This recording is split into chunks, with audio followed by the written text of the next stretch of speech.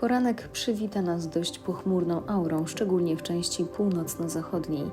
Słońce delikatnie przebijać się będzie przez chmury na wschodnich krańcach Polski, a także na południowym zachodzie. Na termometrach od 1 do maksymalnie 6 stopni w Gdańsku, Olsztynie i w Warszawie. Na Warmii i Mazurach pojawią się niewielkie opady deszczu. W drugiej części dnia opadów deszczu spodziewamy się także w Łodzi, Bydgoszczy i w Gdańsku. Mgły wystąpią w Krakowie, Koszalinie i w Szczecinie. Na termometrach od 3 do maksymalnie 8 stopni w Katowicach.